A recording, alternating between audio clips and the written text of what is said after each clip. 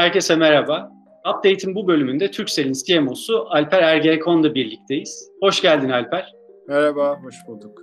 Değinmek istediğim çokça soru var. O yüzden hızlıca söze giriyorum. Koronavirüsün ülkemizde etkilerini göstermeye başlamasıyla birlikte Alper, aldığınız ilk aksiyonlar neler oldu? Ne tür girişimleri durdurdunuz, neleri başlattınız diye başlayayım. Öncelikle teşekkürler bu röportaj imkanı için. Pandeminin başlamasından hemen önce biz bir şirket içinde kriz merkezi kurduk. Yani ekipleri toparladık ve hep beraber neler yapabiliriz, senaryolar ne olacak diye kriz merkezi oluşturduk ve bundan sonra da alacağımız kararları bu ekip tarafından değerlendirmeler ve senaryolar üzerinden aldık. Pandeminin etkilerini görüp aynı zamanda da kamu tarafından gelen uyarıları da gördükten sonra evden çalışma metoduna geçtik. Tabii müşterilerimizin mağazaya gelmeden online olarak ihtiyaçlarını giderebilmeleri için onları teşvik ettik. Bu konudaki altyapımız, zaten hazır olan altyapımızı da daha da güçlendirdik. Daha sonra müşterilerimize nasıl yardımcı olabiliriz diye baktık. Yurt dışında olan müşterilerimize döndük. Dışişleri Bakanlığımızın çağrı merkezini ücretsiz hale getirdik. Çünkü orada kalmış olabilirler, karantinada olabilirler. Bu ihtiyacı hemen giderelim dedik. Toplumun içinde karantinada riskli olarak gördüğümüz kesimler vardı ki mesela 65 yaş üstü bu kesimlerdendi. Evde kalmalarını istediğimiz kitle buydu, hatırlarsanız. Onların evde kalabilmeleri için, bayiye gelmemeleri için faturalarını öteledik. Ödeyemiyorlarsa, online onlara zorsa fatura ötelemesi yaptık. Sağlık sektöründeki görevli çalışanlarımız o kadar yoğunlardı ki onlara ihtiyaçlarını giderebilmeleri için ek internet, ek dakika tanımladık. Yanlarında olmaya çalıştık. Öğrencilere de hemen EBA tarafındaki eğitimleri rahat alabilsinler diye o yöne olan internet kotalarımızı arttırdık. Evlerde sabit internet tarafından verdiğimiz internetimizin hızını yükselttik. TV Plus servisimizin içindeki programları ücretsiz hale getirdik ki öğrenciler buradan daha rahatlıkla eğitim alabilsinler. Genel olarak aldığımız aksiyonlar bunlar diyebilirim. Çok teşekkürler.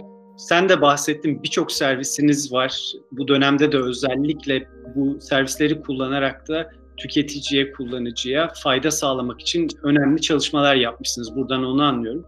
Şimdi evet. Bu dönemi de göz önüne bulundurduğumuzda çok hızlı bir ivmelenme oldu. Belki 3-4 sene sonra geleceğimiz birçok noktaya hızlı bir şekilde ulaştık.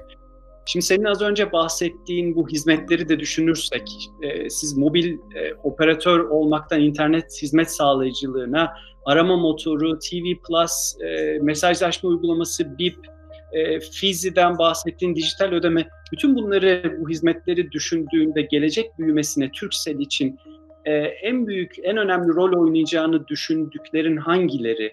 Yeni öğrenimlerimizle birlikte bakarsan. Şimdi çok güzel bir soru. Bence biz çok şanslı bir şirketiz. Biz dijitalleşmeyi odağımıza bundan çok önce koyduk. Misyonumuzu da ona göre düzenledik. Müşterimizin dijitalleşme yolculuğunda ona değer katacağız, hayatını zenginleştireceğiz dedik. O yüzden aslında dijitalleşme bizim işimiz. Biz de burada müşterimizin dijitalleşmek istediği her alanda, katkı sağlayabileceğimiz alanlarda onunla olmaya çalışıyoruz. Tabii keşke olmasaydı ama bu pandemi süreci bunu çok hızlandırdı. Ve biz bir anda çok müşterinin bizim bu dijitalleşme yolculuğu dediği kısmı çok hızlı aştığını gördük. Görüntülü görüşme için BIP servisimiz çok etkiliydi. Müşterilerimiz çok daha fazla televizyon izlemeye başladılar. Online olarak film izlemeye başladılar. TV Plus servisimiz tam bunun ortasında. Paysel servisimiz online alışverişlerde ödeme yapmak için çok doğru bir noktada. Zaten kendi telekom servislerimiz internet olarak tam bunun ortasında. Pandemi bize şunu gösterdi. Bu dijitalleşme yolculuğu aslında çok gerekli bir iş. Bunu hızlandırdığını gördük. Tabii hep bireysel olarak konuşuyoruz. Kurumsal müşterilerimizde de aynı oldu. Cloud veri merkezlerimize talebimiz arttı. Bunun yanı sıra uzaktan çalışma, uzaktan eğitim, online alışveriş, online eğlence, yani bu işte televizyon ve oyun diyeceğimiz kısım ve teletıp alanlarının da önümüzdeki dönemde öneminin artacağını görüyoruz. Bizim de buralarda çeşitli kademelerde yatırımlarımız, servislerimiz var. Bunların da önümüzdeki dönemde daha da artarak devam edeceğini planlıyoruz. Böyle büyük ölçekli bir krizin pazarlama tarafına dönersek kalıcı pazarlama refleksleri yarattığını söyleyebilir miyiz? Ya da yarattıysa neler olmuştur, neler oldu sence? Onu da öğrenmek isterim. Pazarlama tarafında bildiğimiz şey ama her zaman müşteri öncelikli odağımız. Ve burada müşteri öncelikli odağımız dediğimizde bu müşterinin değişen ihtiyaçlarını çok önceden tahmin edebilmek çok önemli bir yeti. Bu yetiyi kazanabilmek için hem doğru datayı alabilmeniz ve bu aldığınız doğru datayı da iyi işleyebilmeniz lazım. Bu dediğimiz de veri analitiği kabiliyetini gerektiriyor. Daha sonra da müşteriyi gene odağınıza koyarak bu aldığınız içgörü ve edindiğiniz bilgilerle doğru servis ve hizmetleri müşteriye vermeniz lazım. Tabii ki müşterinin anlayacağı ve onun istediği dille bunu sunmanız lazım. Pazarlamadan öğrendiğimiz ve kalması gereken önemli ders bu. Zaten klasik bildiğimiz bir şey ama bu pandemi dönemi bize bunu güçlü bir şekilde tekrar gösterdi. Peki yine bağlantılı olarak bu durumda yine aynı dönemde Google ekipleriyle birlikte nasıl bir işbirliği içerisindeydiniz ve Google'ın sunduğu ne tür hizmetler sizin iç yapış şeklinizi kolaylaştırdı ya da size destek oldu?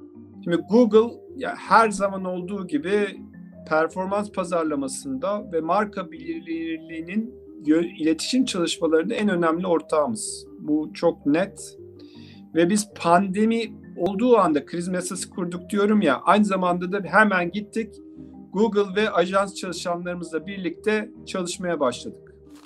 Workshoplar düzenledik ve ne durumda olduğumuza baktık. Neler yapabiliriz diye hızlı çözümler üretmeye çalıştık. Ve burada da iletişim hesaplarımızın optimizasyonu, nerelerde geliştirebiliriz, gelişim alanlarına baktık. App ve feed teknik analizlerini değerlendirdik. Ve buna göre de nasıl aksiyon alabiliriz bunlara baktık. Ve çok hızlı da aksiyon aldık. Bu konuda bence çok iyi bir takım çalışması yaptık. Bundan da çok memnunuz. Aynı zamanda memnun eden gelişmelerden bir tanesi de bizim hesaplarımızı kalitesini ifade eden metriklerde skorumuz neredeyse tam puan. Bu kadar yüksek bir başarıyı elde etmiş olmak da çok mutluluk verici bir durum. Bu dönemde bence çok iyi bir çalışım ortamı yarattık. Google global ve Türkiye ekipleri ve onların içgörüleri bize çok büyük bir katkı sağladı. Burada da çok teşekkür ederim bir yandan da. Teşekkür ediyoruz partnerliğiniz için.